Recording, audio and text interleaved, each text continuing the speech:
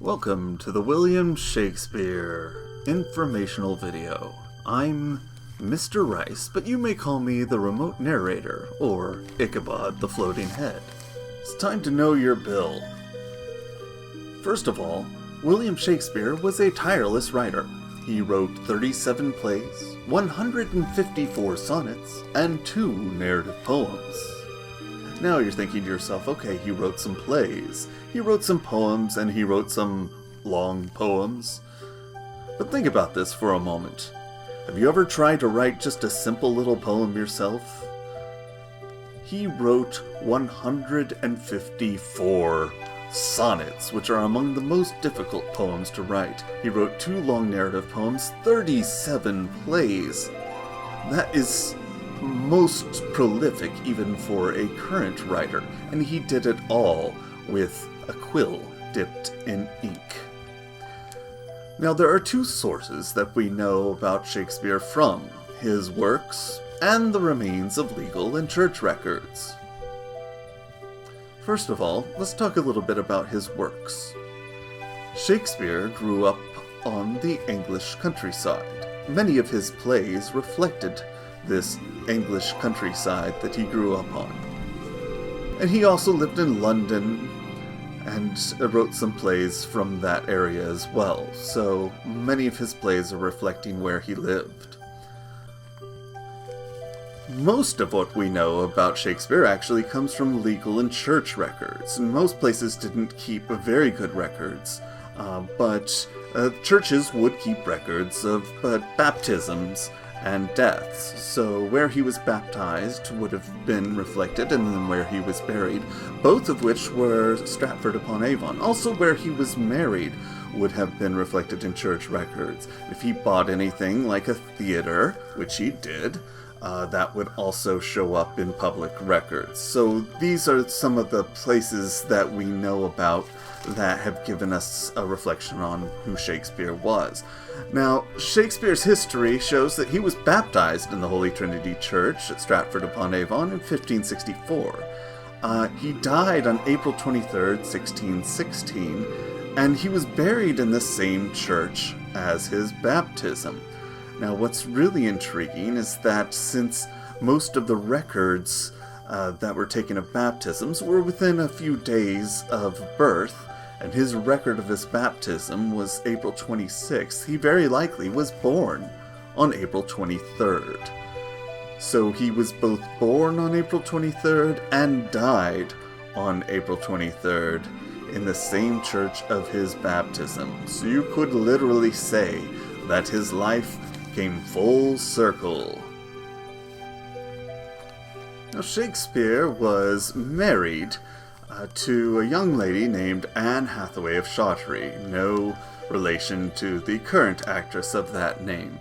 Now, when they got married, he was 18, but she was 27 years old. Now, you might ask yourself, well, was she robbing the cradle, or was he a gold digger? Neither is truly very true. Essentially, yes, they were 9 years of age different, but it wasn't such an extreme difference that it would be necessarily uncommon, especially at that time. Now, they had 3 children, Susanna, and the twins, Hamnet and Judith. Yes, that is correct. His son was named Hamnet. Now, his plays he wrote for performance. So when he wrote these plays, he wrote down individual lines for all of the individual performers, and he did not write them out in their entirety. They were published after his death in what is known as the First Folio. A group of friends got together and published these plays for him. Now, it might be similar to when somebody sneaks into a movie theater and tries to videotape an illicit recording or something, and then sell that bootleg on the black market. But this was actually pretty common.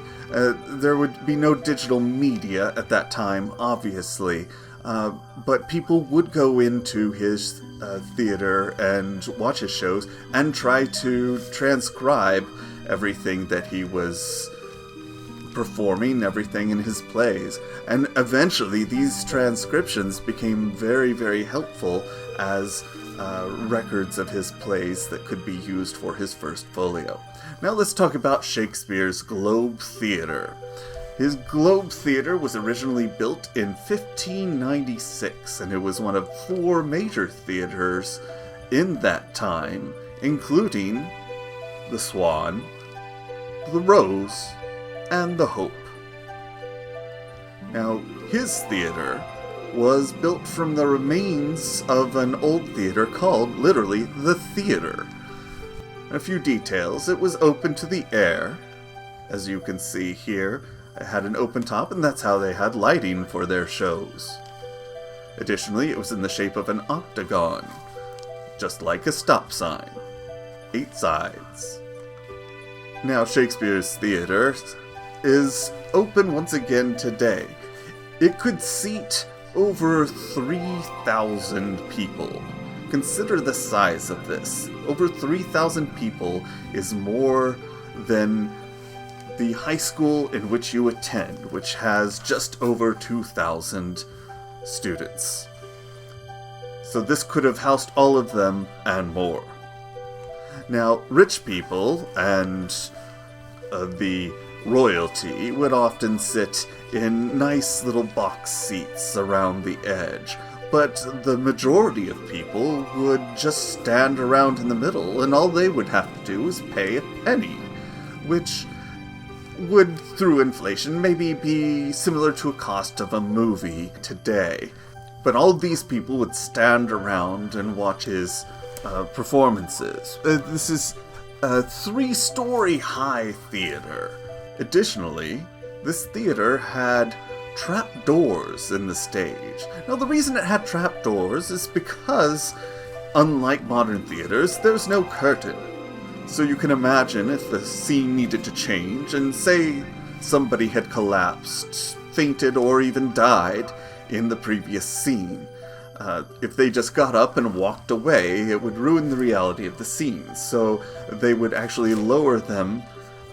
They might die behind a box, and they'd be lowered underneath there for the scene change. Additionally, sometimes a ghost might need to appear up from below, and so that ghost would come up through the trapdoor to speak to different characters, like the ghost of Caesar, or the ghost of Hamlet's father.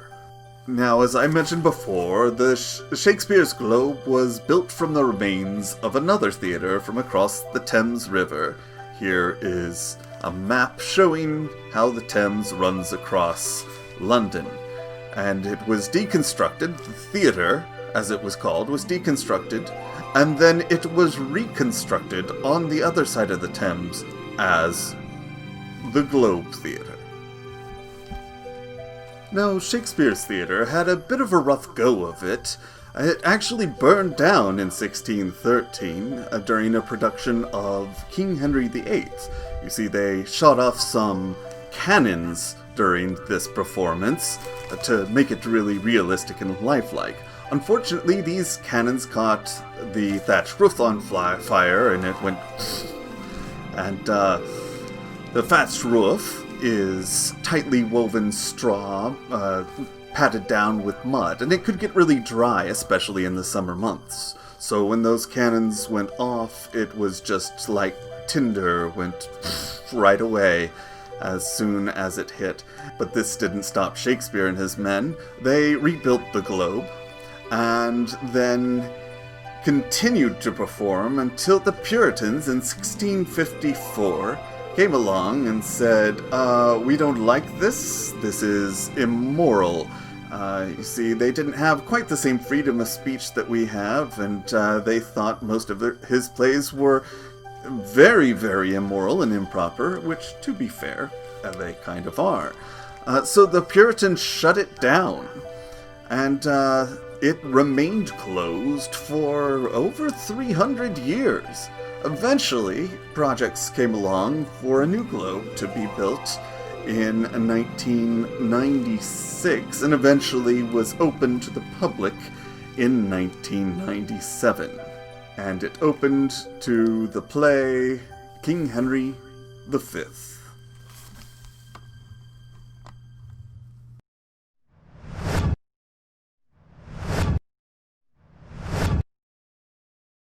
Where's my